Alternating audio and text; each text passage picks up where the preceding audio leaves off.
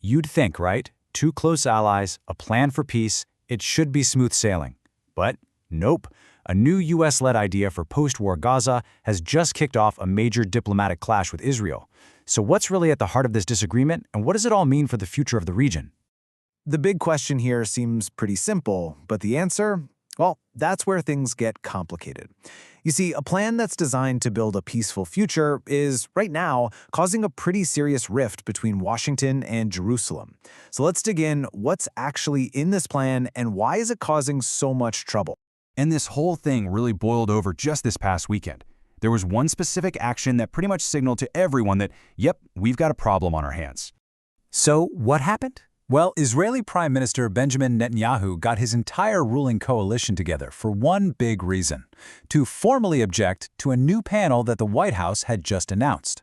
And let me tell you, this wasn't some quiet note passed between diplomats. This was a very loud, very public political statement. Okay, so to really get why there's an objection, we first have to unpack the plan itself. It's a pretty complex, multi-layered initiative, and it's got a rather grand name too: the Board of Peace. All right, so the plan is basically broken down into three main pieces. First up, you've got the Board of Peace. This is the top-level group chaired by President Trump, meant to oversee the whole shebang. Then, underneath that, you have the Gaza Executive Board. And, this is really where the friction starts. And finally, there's a third group, a Palestinian technocratic committee. Think of them as the non-political experts who are supposed to handle the day-to-day running of Gaza. Now, that executive board, this is where things get really interesting. When you look at who's on it, you see some big names, like Turkey's foreign minister, Hakan Fidan, and a top Qatari diplomat. But what's really striking is who's not on that list. Yep, there are no official representatives from the Israeli government. And for them, that is a huge problem. So, that brings us to the core of it, right? Why is Israel pushing back so hard against a plan that's all about peace and rebuilding? Well, the official word from the Prime Minister's office is pretty blunt. They're saying, look, this plan wasn't coordinated with us, and even more than that, it just flat out goes against our policy. That tells you this isn't some small tiff, this is a fundamental disagreement. So if you boil it all down, there are really three big sticking points. Number one, lack of coordination. Israel feels like it was totally blindsided by an ally. Number two, the inclusion of Turkey. I mean, given how bad relations are between them right now, that's a complete non-starter for Israel. And finally, Number three, there's just this general feeling that the whole structure of this thing undermines Israel's own security policy for the region. But, this whole thing isn't just about foreign policy. To really get it, you have to look at the internal politics inside Israel. There's a really powerful dynamic at play that's kind of forcing Netanyahu's hand here. And this really shows you the tightrope Netanyahu's walking. On one hand, you've got the official government objection, right? It's focused on procedure, who is on the board, that kind of thing.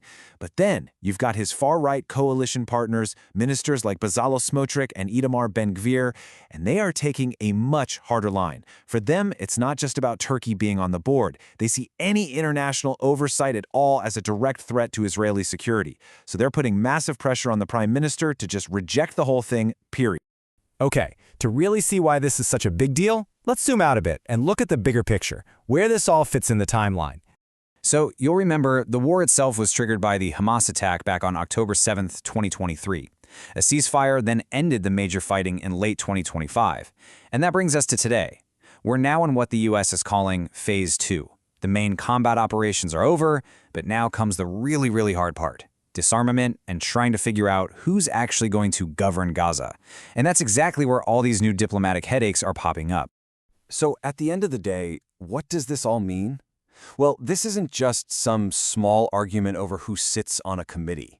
It really lays bare a fundamental disagreement in vision between the US and Israel about what a post-war Gaza should even look like, and just as importantly, who gets to be involved in building that future.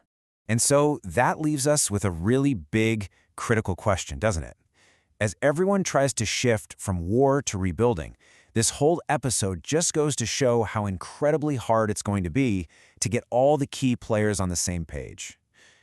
Can two of the closest allies in the world, each with their own intense security needs and internal politics, can they actually find a way to build the same future together?